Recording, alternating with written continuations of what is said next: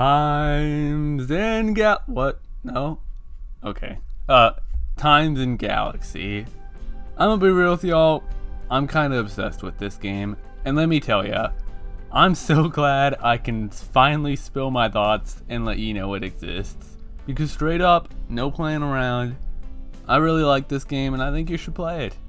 Times and Galaxy sets us in a sci-fi world where humans have made contact and relations with multiple alien races, alongside setting foot on many different planets. We play the role of a newly made, first of its kind, reporter robot. Working as an intern for the news outlet known as Times and Galaxy, it's our goal to explore the different planets, learn about the current happenings there by conversing with those around, and piecing together the overall story that we take from this and want to present to the world. The game was released on June 21st, 2024 by Copychaser Games. The studio was founded by Ben Jelinas, I hope that's how I say that, who has worked before with BioWare and on games you may have heard of. According to Ben, both he and the writers of this game have all worked in the field of news journalism. I think in a lot of ways this game reflects that kind of experience and emotion from that field. I have to say, I love the look of this game. It's very colorful, stylish, and sort of just oozes fun, if that makes sense. Like, the backgrounds and areas have so much going on, so much personality in it. Very notable in the distinct planets that the player gets to visit. I think my favorite is Prito. I love the colors, the music, the mood, the vibes.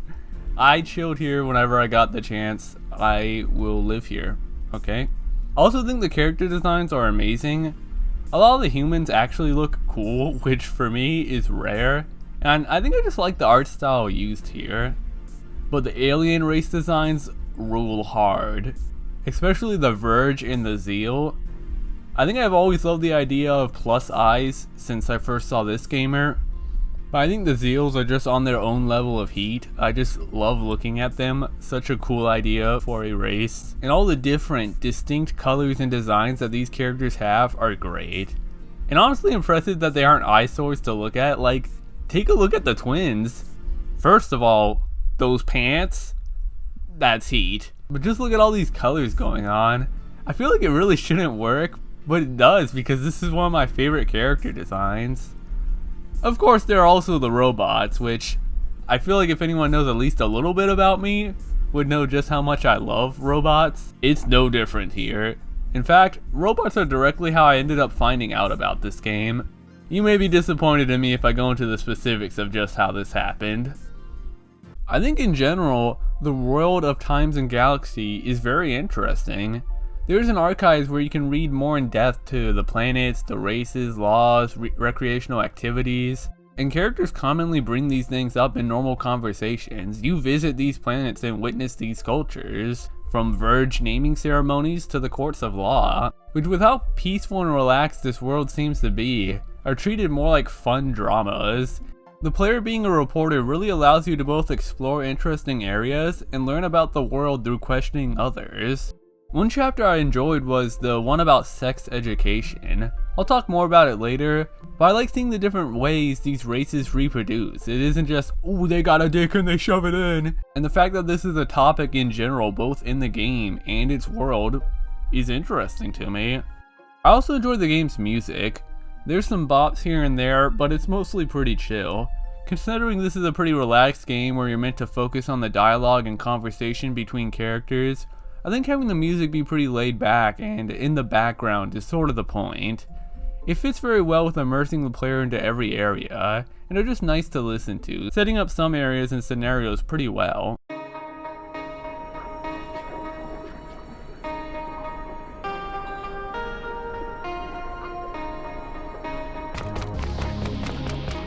While it may look like it and even be labeled as one, point and click games that can be less literal with their implied control format, as in this game you don't click to move, you just freely explore around. Times and Galaxies is divided into two types of scenarios, I'd say. First is the ship exploration segments where you go around, hang out, help others, and maybe even flirt with your fellow co-workers and crewmates. I appreciate the detail that every day has new dialogue for everything. Like, even the interactable objects will all have a different piece of dialogue attached to it per day. So every time you come back here, you'll have something new to read. And a lot of it is pretty entertaining. I liked all the board games like Poly Poly, where the goal of the game is to make sure that property is dispersed evenly between players so everyone wins. Like, that's fun. That's silly and it fits the world. But speaking of returning to the ship, it's what you'll be doing a lot. It can sort of be seen as the intermission between chapters, one which you'll be able to receive or choose where and what you'll be reporting on, where then the chapter will actually begin. So there are some chapters that take place entirely on the ship. Some peeps in the business world would call this having days off. How the actual reporting in this game goes is pretty interesting. The interactions with the crewmates and the people you review go hand in hand in teaching you how you should be approaching this. This isn't the kind of game where you can just select every dialogue option with characters, which gives a weight to every choice.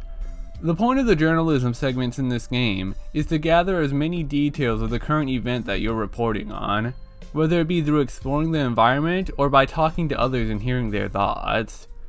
Depending on what you discover, you can then put it into your final report. But in no scenario is it ever possible to gather every bit of information for these sections. It's up to the player to decide what they need in the scenario and how they should interact to get what they want. This game makes a big emphasis on studying characters, using the context clues from the current scenario, what others think about them, and just their personality to extend conversations to get as much info as possible. Some characters may be more interested in talking about themselves than the current event.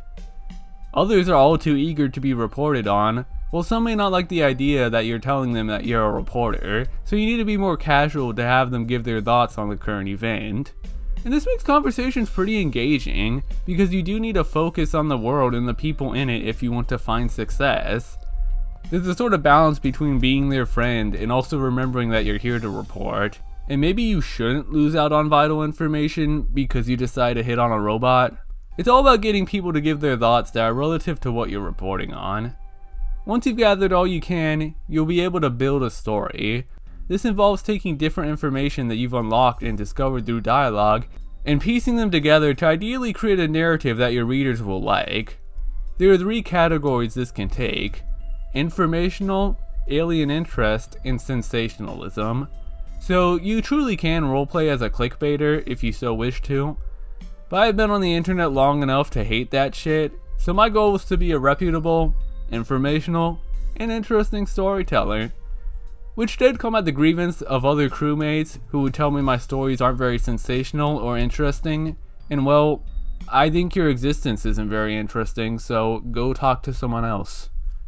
We are quite literally rivals with the most clickbaity press out there, so why would I just copy them instead of forging my own path? I'm thinking I should be the one in charge, my gamer. 2 other stats that factor in is reputability and readership. Basically, are you trustworthy and are you boring? Every piece of information will either increase or decrease these 2 stats. You'll often be told juicy things by characters who ask to not put it into the report, where if you do, you'll gain great readership at the cost of your reputation. Meanwhile, if you talk about very generic things or things that most people already know, you'll probably just lose out on both. I sought a more roleplay approach to this game, where I just reported on what I wanted to, the story and angle I decided to cover, rather than just looking at the numbers and seeing what got me the most points. Because I think you have to try hard to not do well at this game. Like, by the first few days, I already had readership and reputation maxed, and they just never went down. I also think it's funny to put yourself into the world and get the sort of narrative that you would tell. Maybe it's because I make videos and I've done these sort of researching and crafting it all into one consumable narrative. Sometimes not that consumable, but you know. For example, in the first chapter of the game, which by the way, most chapters are one screen and last about 10 to 20 minutes, so this isn't some big spoiler. But you're investigating this crime scene of a crashed spaceship that was on the run from a police force and seemingly had no pilot. If you explore around, you can find the culprit of this event, a robot that was controlling the ship, or more or less is the ship. And you can even choose to smuggle them aboard, where they'll be on the main ship for the rest of the game. Yeah, I know, first day on the job, and I'm already breaking the law by interfering with a crime scene. But in my final report, despite the potential of gaining big points, I decided to completely avoid reporting on this robot, as it would get them in trouble, which would then result in me getting in trouble, which would end up getting the company I'm working for in trouble, so just about everyone would lose. Instead, I took a different angle in reporting on the relations of the race there and their feelings towards the police, alongside their own motivations for being at the scene, one just looking to loot the place for money once the cops leave, and overall just made a more ambiguous, mysterious report on the situation. If I were to report on that robot who was running from the police, would there have been a long-lasting, detrimental effect? I'll be honest, I don't think so. But choosing to engage with the story this way, I found a lot more fun than just choosing the options that gave me the most points, which could be the real lesson of this game, to be genuine. I think this game is at its best when it's exploring strange storylines and ones that have many angles and perspectives to them.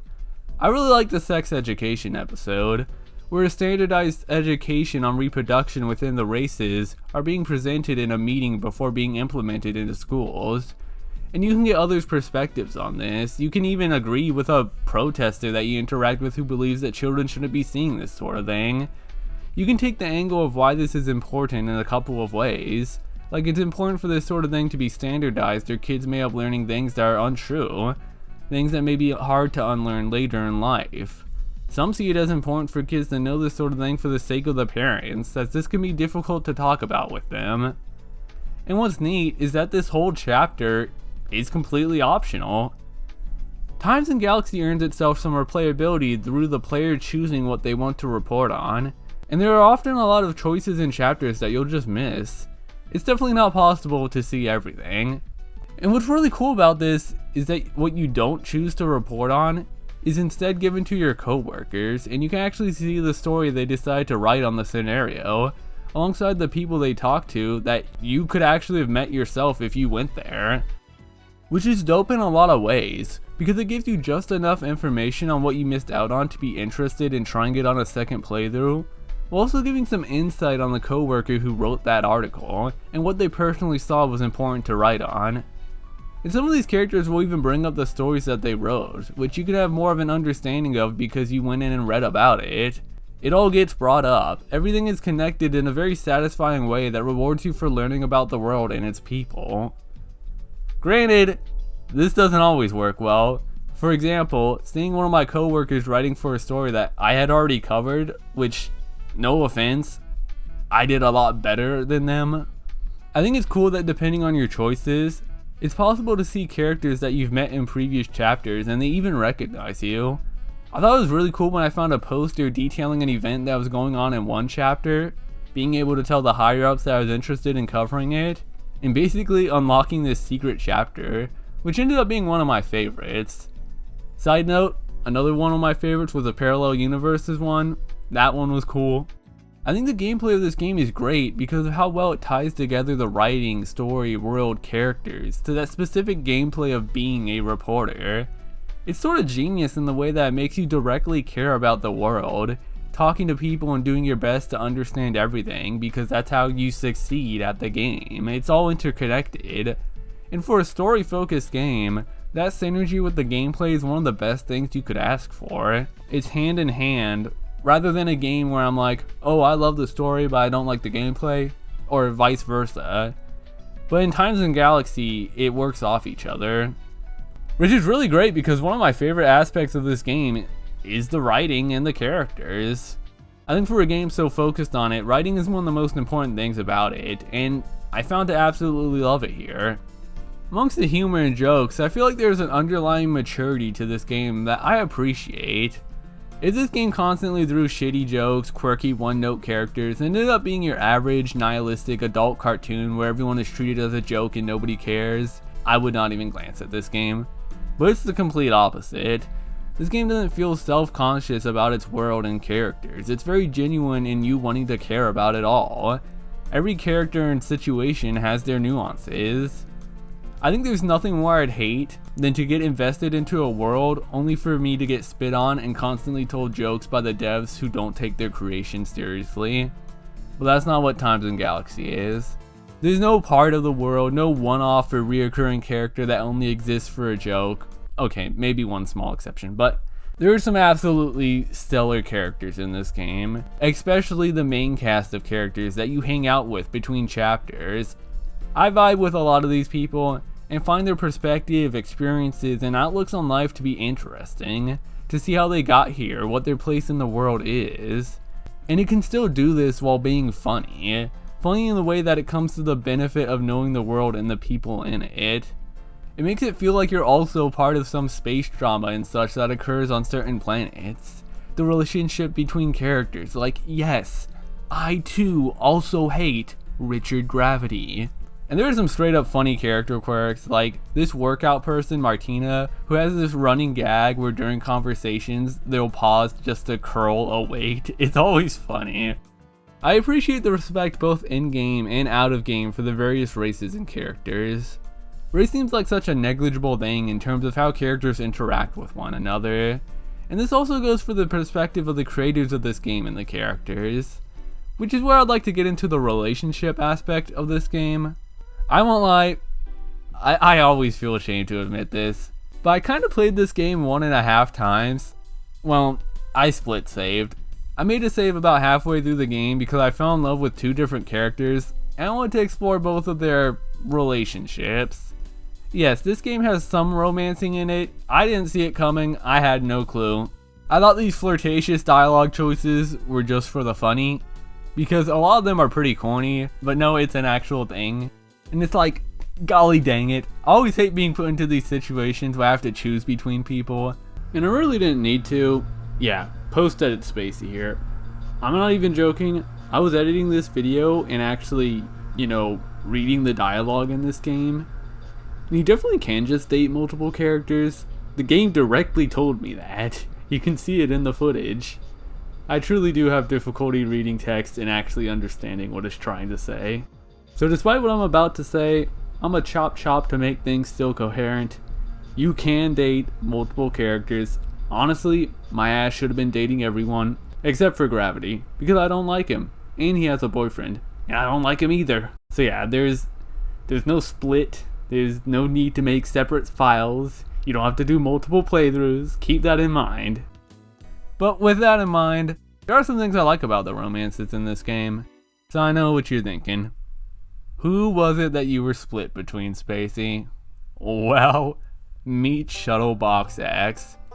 They're a cute robot. I like the personality. I vibe with them. And not gonna lie, the eyebrows might do a lot for me. And I'm not gonna elaborate any farther on that. It was love at first sight, despite not knowing there was actual romances in this game. And I straight up think Shuttlebox X presents one of the most mature relationships in the game, in a very fascinating way. While other characters move around the ship, Shuttlebox X spends the whole game in the engineering section, basically just alone in their dungeon all day, having no real interest in leaving or even talking to people that much, as conversations are usually pretty short with them.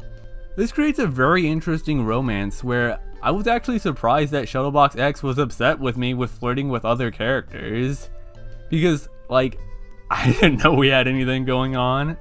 Most of our romantic conversations go like this. Hello. Hey, what are you reporting on? Oh, it's really cool. I discovered a whole new species of people. It was on this farm. We needed a special device. They were really interesting. Oh, that sounds neat. So what are you working on? Oh, just thanks. I should get back to work. And that's how it usually goes. Which, as absurd as it sounds, is unironically the kind of relationship I'd like to have. Just this person that does their own thing completely differently from I, barely interested in what we do, and I go out of my way to talk to every once in a while in their basement, except in real life it would probably be like once every few months, but I like it because there's still love going on with Shuttlebox X. It's just that the way they express it isn't a very emotional way. It's just casual conversation with the undertones of a more intimate enjoyment. Just a different way of seeing love. Though it is admittedly unsatisfying, like, all these other characters asked to do things with me, but I never did anything with Shuttlebox X. I mean, they didn't even show up in the ending I got, so like, what the hell was that relationship? Still, what I love about this is that it is Shuttlebox X. In so many other games, Shuttlebox X would just be the character made to give an excuse to give upgrades to the character. just a silly little person living in the engineering area that doesn't matter out of the way. Yet instead, they're very mature and give a sort of relationship that you would never find in a more typical dating sim game. And this is what I mean when I said that the creators give respect towards these characters and races. I'm so glad this game didn't do the thing where it's like, oh yeah, you can only date the human characters. And maybe there's like one alien romance where the game just treats its romantic interactions as a joke. Like, oh my god, I can't believe you chose to be with a robot or a weird alien. How silly of you. No, it's all taken seriously, which creates a level of respect for both the player and the characters they are interested in. While also the characters themselves to not just be written as jokes, but genuine people that you can have a real relationship with. Like I've heard people say how much they love the relationship with Copybot, a robot made to correct grammatical errors on reports. That sounds like the easiest setup for a comedy joke relationship, but the characters are so much more than that, and that goes for a few characters in this game. Though with that in mind, I guess I should talk about the other character I was in love with. It was Yar. Yeah, they got my ass. Typical gamer hater, every ship has one. But once they warm up to you and they become actually interested in a relationship, it's like, they're so cute. Like this reaction sprite right here always warms my heart just a bit. What a cutie. I genuinely did feel bad for turning them down at the age-old point of any game like this where all the characters form a single file line as I deny them, casting them onto the zone of just being good friends. Especially now when I realize I didn't have to. I feel bad for everyone who hit on me now. One last thing I want to talk about when it comes to the writing in the world of this game is, well, I was surprised to find that a good amount of the characters in this game used they/them pronouns. I always kind of secretly felt that as soon as humans here widely discovered a different race of intelligent life form, everyone would begin to slowly realize just how pointless gender is as a concept, and everyone would eventually drop that shit. I'm just saying, matter of time. Give it like 1,000 years and I'm sure people will just naturally do that. That's definitely not what this game is going for. There are still plenty of people with he, him, or she, her pronouns, but it's still neat. I mean, granted, the character creator has the C+ you tried star of he, him, she, her, they, them. So I mean, I'm not being represented, but these are still kind of my people. We gotta work together and all. Also, the robot starting colors remind me of the agender flag. Surely that's not a coincidence, right? If you're watching this under the status effects known as being straight and cisgender, you might wonder why this all matters, and to a lot of people who've never faced adversity for purely existing before, I can understand. It matters because we exist. And the more media that represents that, the more normalized our ideas and existence will become. And if you're one of those submissive people who have given up all free thought by subscribing to someone else's ideas, and the thought of the word pronoun makes you scream and cry for reasons you probably don't even know, then I recommend getting some help on changing, because we aren't going anywhere. With every passing day, we're only going to be more prominent, so you can stay in the past if you want, or accept us and live in the present. Times are changing, the world, the people. Don't fear the future, or you'll struggle to live in the present. We exist. Anyways, damn, that ending, right? I'm not gonna spoil it. However, when talking about the first ending I got, which I have clued in on throughout this video, I am kind of mixed on it. I mean, there's multiple endings, but I respect it, and I'm glad that it was real. It just all felt so fast, which I suppose the suddenness of it can be seen as kind of the point. I do like that one of the last chapters you can choose is a funeral. It feels sort of fitting in retrospect from a narrative perspective. I just wish there was a more final chapter that felt like it connected to the narrative, linking together both what's happening on the ship and what's happening where we go. And sort of just being able to vibe with one last area as we let everything sink in and prepare for the future. I just wish there was a little more. Maybe just a scene with everyone together talking about their futures. I don't know. Maybe I'm tight because Shuttlebox X wasn't there for me. Like, where else would they be? That's gotta be a bug. After this, I went back to the Yar save and checked out a different ending, and I was really surprised just how much happier it was. Like, it was just a better ending. Kind of strange, really. It's like I got punished for what I did on my first playthrough. Maybe there's a way I could have talked out of what happened on my first playthrough, but one ending seemed too fast and sad, while the other endings seem kind of anticlimactic, so I don't know how I feel about the endings. I've been thinking about it, and I think I understand what they were going for in terms of the endings in Times and Galaxy. I'd get my full answer if I saw the ending I didn't get, but I think it's supposed to be commentary on the death of the age of information, and how people nowadays are only interested in sensational and big headlines instead of actual facts, that people only care about the scandals and the dramas, and that's all that survives nowadays. And if that's what they were going for, then I 1000% respect it, and I think it's actually really cool. But once again, I haven't seen the other ending, but I am assuming that's what they were going for. Sadly, I couldn't go back to the first ending I received on the Yar save, because I'm actually curious what dialogue I'd have with Yar now that we were in a relationship, but I'd just have to replay too much of the game. Because with the second ending I got, there wasn't really anything special to my relationship with Yar, which kind of just makes me think there isn't much of an end game to the romance in this game. Even if I noticed a lot of dialogue changes with Yar, it's just like, damn, I want to give this gamer the biggest hug they have ever received in their life, and I am deeply saddened I am unable to do cute things like that with them. Also, Shuttlebox X wasn't in that ending either, which is so weird, because everyone else shows up to say something. Like, real talk, did the devs forget about this character? This game kind of had a few issues, nothing major, just dialogue sometimes oddly looping until you made a certain choice. I noticed at least more than once that choosing a choice yielded the response of a different choice, which was always a tad unfortunate when it happened.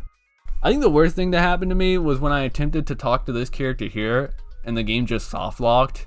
I straight up had to restart the game. That's a little tough, but I'm sure stuff like this will get fixed over time. There were also some characters I just didn't like, and I wish that I got to learn more of. Like, I think Arwen is cool, but I do kind of wish there were more than the person who just gave me the job of the day. It started to feel like they were more of a function than a person. And I just didn't like Ursula. I mean, you barely see them, but maybe it makes sense. As an intern, you can't really expect to see the editor-in-chief. You're not the chosen one. You're someone that a lot of the crew will likely be fired after your internship is complete, like many interns before you. So it is kind of realistic that not everyone F's with you. Once again, you can see the sparkles of experience from those who have worked into this kind of job before. I don't know. Maybe a part of me is just sad that the game is over, and so is my experience with this really cool world. Well, until I replay it someday.